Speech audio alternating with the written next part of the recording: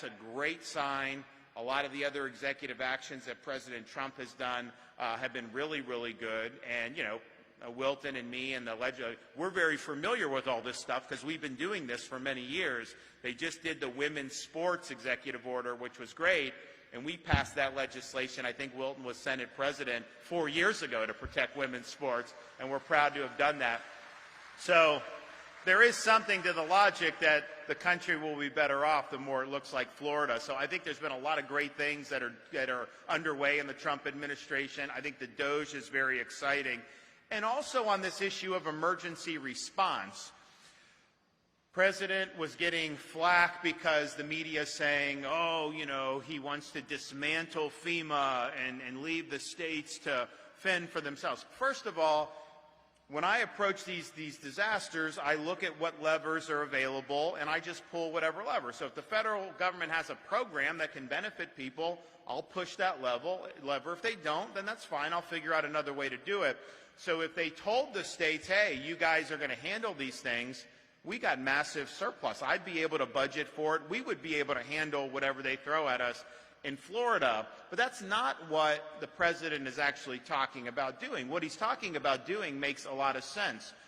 If you had a disaster, and you can look at, like, what's the typical cost of a Category 4 hurricane or any of these other things that happen, and look to see how much FEMA has actually spent on those throughout the past. And then if a disaster comes, you can take whatever that amount is typically, send 80% of that block grant to the state, cut the bureaucracy of FEMA out entirely, and that money will go further than it currently does at greater amounts going through FEMA's bureaucracy. So that's what he's talking about doing, and we would be able to administer this so much quicker. You've got folks with Milton and Helene who are still battling FEMA on all these different things.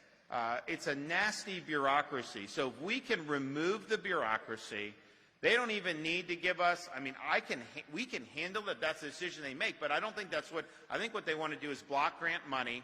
You give me a fraction of what you normally spend. It'll go much further, much quicker, and we will be able to get the job done. And if you think about these more recent hurricanes, we had Hurricane Helene that hit.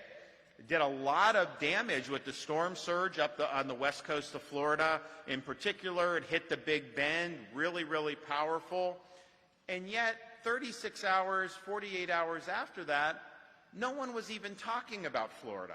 They were all talking about Georgia, North Carolina, especially western North Carolina. And that's partially because we had the utility truck stage. We had search and rescue. We did what needed to be done. Things got stabilized. Power restoration was, at that time, was the most rapid restoration that had ever occurred. Milton was even more rapid at 4.2 million over a period of basically a handful of days. So we were 36 hours after Helene hits, we're looking, things are stabilized, and I got people, you know, there are a lot of Floridians that have places in western North Carolina. In fact, if you go to western North Carolina mountains in the summer, you know, you would think you were in Florida when you run into people, because I'd run into all these people, and they would say, we're glad you're our governor, and they're, you know, up in North Carolina over the summer. So I knew there was going to be issues there just from our state's footprint. So we have our Florida State Guard is out rescuing people in North Carolina a couple days after Helene hits. And, you know, the people were very, very appreciative. But some of them were like, well, wait a minute, why is Florida here doing this? Why don't we have others? But there was I think a mistake made in North Carolina to rely on FEMA to do some of those operational things. And in Florida, we don't rely on FEMA for any of that. I mean, the preparation, the search and rescue, the response, the recovery, particularly 48 hours out and 72 hours after, that is a local and state partnership that we do. FEMA can serve as a bank account to reimburse our locals, to provide individual assistance. But we would never rely on FEMA to do some of the things we've done, whether it's rebuilding bridges, conducting search and rescue, none of that stuff. So I think what they're looking to do with the Trump administration is going to be very positive for Florida.